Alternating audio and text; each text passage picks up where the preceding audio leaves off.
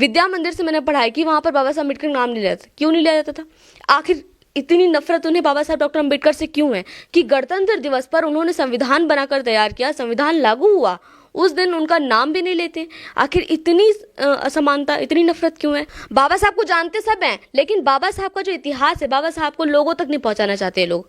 वो लोग डरते हैं कि अगर ये लोग बाबा साहब अम्बेडकर के बारे में जान गए तो ये लोग हमारा सम्मान नहीं करेंगे। गणतंत्र दिवस आता है 26 जनवरी को या 15 अगस्त आती है, ये हिंदुस्तान पाकिस्तान की फिल्में चल जाती हैं या जय श्री राम के नारे लगाए जाते हैं, भारत माता की जय बोली जाती हैं, बाबा साहब को याद क्यों नहीं करते हैं? ये बाबा साहब को याद इसलिए नहीं करते क्योंकि वो जो है नीची जाति से थे, और सबसे बड़ी बात यह है कि नीची जाति से होने के बावजूद भी उन्होंने इस देश का संविधान लिखा, और संविधान के साथ साथ उन्होंने SC ST OBC को बराबरी का अधिकार दिया, जो हजारों सालों से गुलामी की जंजीरों में बंधे हुए थे। उन्होंने एक झटके में जो है उनकी गुलामी की जंजीरें तोड़ दी।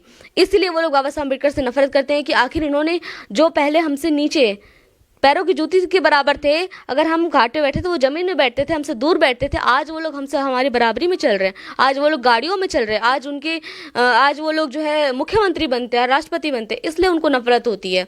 इसलिए बाबा साहब अम्बेडकर का संविधान बदलने की ये लोग बार बार बात करते रहते हैं। अगर विकास की बात करते हैं तो लोग जय श्री राम चिल्लाने लगते हैं। हम पूछते हैं हॉस्पिटल कब बनाएंगे तो लोग जय श्री राम का नारा लगाने लगते हैं। हम पूछते हैं कि स्कूल कब बनेंगे तो वो जय श्री राम का नारा लगाते हैं कि जय श्री राम का नारा लगाने से ही आपका देश चल जाएगा।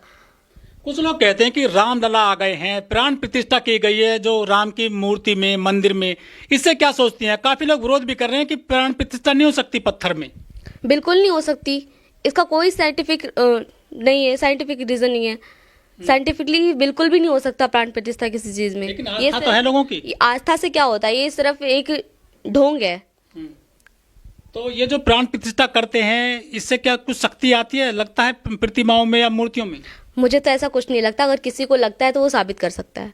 लेकिन बड़े तंत्र मंत्र होते हैं, फिर जो हवन होता है इसमें तो होता होगा, लेकिन अगर ऐसा होता है तो किसी मुर्दे को शमशान घाट पर उनको बिठा दिया जाए या फिर बॉर्डर पर बिठा दिया जाए। जो सैनिक मरते हैं उनमें तुरंत प्राण प्रतिष्ठा कर दी जाए ताकि वो दोबारा जीवित होकर दोबारा देश की रक्षा कर सके। बात यह है कि जब राम मंदिर की प्रतिष्ठा हुई, प्राण प्रतिष्ठा किया गया था, तो सभी बॉलीवुड के सारे एक्टर्स को बुलाया गया, जितने भी लोग थे उन सबको बुलाया गया था।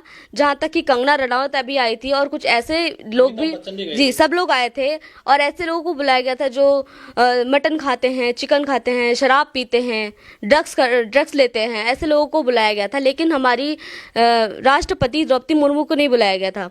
क्यों नहीं बुलाया गया? क्योंकि वो एक दलित आदिवासी है, इसलिए नहीं बुलाया गया उन्हें। दलितों को अगर समानता होती तो मूंछ रखने पर और घड़े से पानी पी लेने पर हत्या नहीं की जाती होती। अगर दलितों को समानता होती तो मनीषा वाल्मीकि जो हाथरस कांड हुआ था, वहाँ पर जो है पुलिस जो है बिना परिजनों को बताए उसकी बॉडी नहीं जला देती। ये सिर्फ दलितों के साथ ही क्यों होता है? जितने भी अत्याचार हो रहे हैं सब दलितों के साथ हो रहे हैं। दलित को मूंछ रखने पर मार दिया जाता है, घोड़ी पर चढ़ने पर मार दिया जाता है। अगर वो मटके से, छोटा सा बच्चा अगर वो मटके से पानी पी लेता है तो उस टीचर द्वारा उसको मार दिया जाता है। कि टीचर की मानसिकता यही है कि अगर एक बच्चा मटके से पानी पी ले रहा है तो वो दलित है इसलिए उसे मार दिया जा रहा है, ये मानसिकता है। और मुझे लगता है कि अभी भी ऐसा देश में अभी भी है, देश में जो है बराबरी नहीं है, भाईचारा नहीं है। ये लोग जातियों में जो है जाति विशेष में बटे हुए हैं सबको। कुछ लोग ये कहते हैं कि संविधान पूरी तरह से लागू नहीं हुआ है देश में, जो अधिकार दिए गए थे दलितों को, आदिवासियों को, वो उनको नहीं मिले हैं। संविधान तो पूरी तरीके से लागू है, लेकिन बाबा साहब अम्बेडकर ने कहा था कि संविधान चाहे जितना भी अच्छा हो, अगर उसे लागू करने वाले लोग अच्छे नहीं होंगे तो वो बुरा ही साबित होगा। और इस समय वर्तमान समय में जो लोग हैं, जो वर्तमान में सरकार है, वहाँ पर संविधान जो है वो संविधान को ठीक तरीके से चला नहीं पा रहे हैं। वो लोग सिर्फ धार्मिक राजनीति। तो आप सभी को गणतंत्र दिवस की बहुत बहुत बधाई, शुभकामनाएं। मैं यही कहूँगी कि अगर इस साल जो लोकसभा का चुनाव होने वाला है, अगर अगले साल जो है इस बार बीजेपी सरकार आती है तो आप अगले साल गणतंत्र दिवस नहीं मना पाएंगे। लोकतंत्र खत्म हो जाएगा, अगले साल गणतंत्र दिवस नहीं मना पाएंगे। ये हमारा लास्ट ईयर होगा कि हम रिपब्लिक डे मना रहे हैं। ये तो आप नेताओं की बात करने लगी हैं, क्योंकि इस समय वर्तमान समय में जो सरकार है वो संविधान विरोधी सरकार है। अभी देख लीजिए, राम मंदिर में प्राण प्रतिष्ठा की उन्होंने और उस समय जो है अवकाश घोषित कर दिया। क्या ये संविधान का जो है संविधान विरोधी नहीं था? क्योंकि संविधान में तो धर्मनिरपेक्षता की बात की गई है। तो उन्होंने जो है धार्मिक छुट्टी घोषित कर दी, तो क्या ये धर्मनिरपेक्षता का संविधान का उल्लंघन नहीं है? क्योंकि संविधान तो कहता है कि हमारा देश धर्मनिरपेक्ष है, लेकिन हमारे प्रधानमंत्री जी जो है अवकाश घोषित कर दे रहे एक धार्मिक कार्यक्रम के लिए। 1984 में बीजेपी के पास लोकसभा की 2 सीटें थी और उस समय जो है उसके बाद जो है राम मंदिर का विवाद आया। राम मंदिर का विवाद से ही जो है ये सरकार जो है इतना वो हुई कि इसको जो है लोगों ने काफी वो किया, मुद्दा बना लिया था एक। और अब राम मंदिर जब बन गया है तो कुछ लोग कह रहे हैं कि अब विवाद खत्म हो गया। नहीं, अभी विवाद खत्म नहीं हुआ है।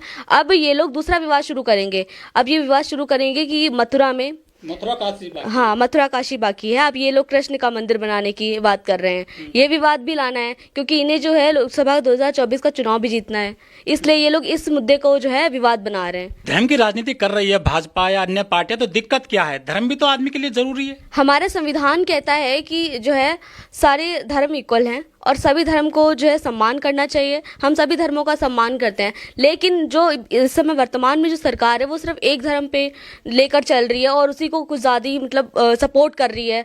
तो ये धर्मनिरपेक्षता के लिए नहीं है, क्योंकि सरकार जो बनती है वो शपथ लेती है, प्रस्तावना पढ़ती है। सेकुलर भारत है जी, सेकुलर भारत है, लेकिन ये लोग उस धर्म को सपोर्ट कर रहे हैं और धार्मिक राजनीति कर रहे हैं।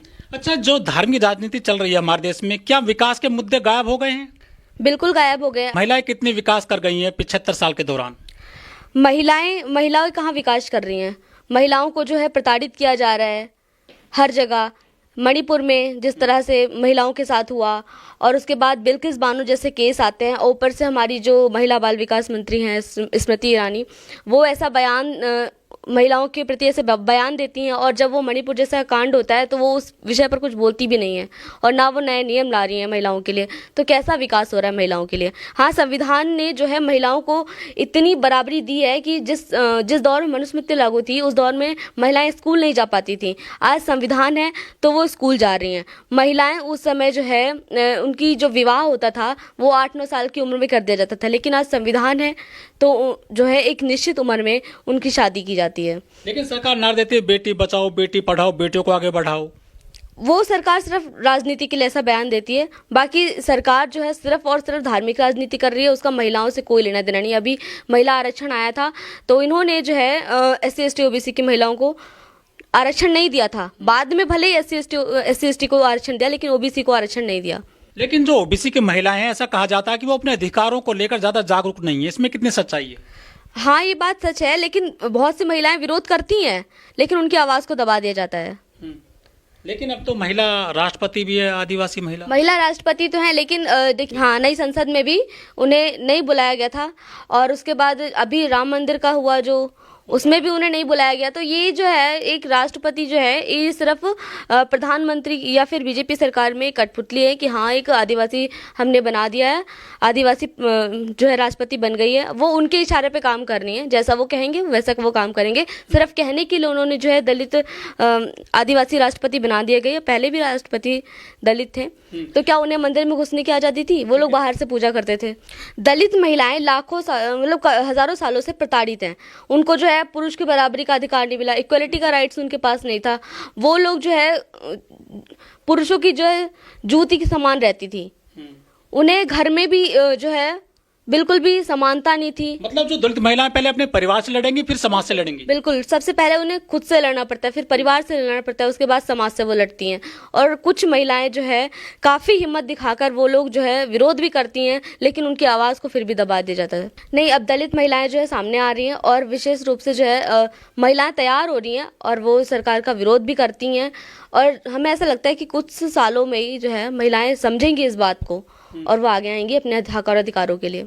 लेकिन डॉक्टर रितु जैसी जो महिलाएं हैं वो लड़ रही हैं, समाज से, सरकार से लड़ रही हैं, उनका समर्थन क्यों नहीं मिल रहा देश की बेटी के तौर पर उनको?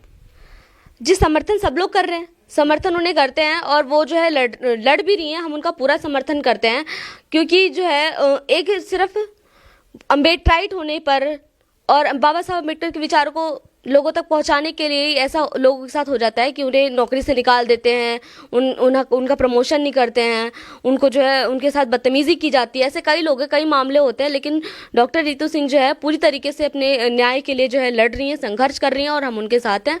और जब तक ये लड़ाई चलेगी हम उनका साथ देंगे। लेकिन जातिवाद खत्म नहीं हो रहा है देश में। 75 साल हो गए हैं देश में गणतंत्र लागू हुए। बिल्कुल जातिवाद बिल्कुल खत्म नहीं हो रहा है, और जो है जातिवाद और बढ़ रहा है, खत्म होने के बावजूद और बढ़ रहा है।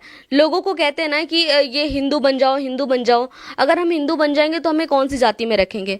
हम रहेंगे तो जातियों में ही बटे रहेंगे ना। 6000 से ज्यादा जातियों में बांट रखा है। आज गणतंत्र दिवस है, कई सारे पूरे देश में गणतंत्र दिवस का कार्यक्रम मनाया जा रहा है। स्कूलों में कई कार्यक्रम आयोजित होते हैं, लेकिन धार्मिक कार्यक्रम आयोजित होते हैं। गणतंत्र दिवस किसकी वजह से होता है? बाबा साहब डॉक्टर अम्बेडकर ने संविधान लिखा था, आज के दिन संविधान लागू हुआ था, लेकिन एक भी कार्यक्रम ऐसा नहीं है जो बाबा साहब अम्बेडकर के नाम से मनाया जाता हो। एक भी कार्यक्रम ऐसा नहीं है। माता की जय बोल रही हैं। भारत माता की जय बोलते हैं, लेकिन एक भी कार्यक्रम ऐसा नहीं होता है जो बाबा साहब अम्बेडकर के नाम से मनाया जाता है, और ना ही उनका जिक्र किया जाता है। मैंने 5वीं क्लास तक विद्या मंदिर से पढ़ाई की थी, और वहां पर एक बार भी, वहां पर 26 जनवरी भी मनाते थे, 15 अगस्त मनाते थे। सभी महापुरुष जितने भी लोग थे उस समय आजादी के टाइम पे, सबका नाम लिया जाता था। लेकिन आज तक मैंने कभी भी वहां पर डॉक्टर बाबा साहब अम्बेडकर का नाम नहीं सुना था, कभी भी नहीं सुना था मैंने वहां पर। मुझे यहाँ पर आके पता चला कि बाबा साहब अम्बेडकर भी थे।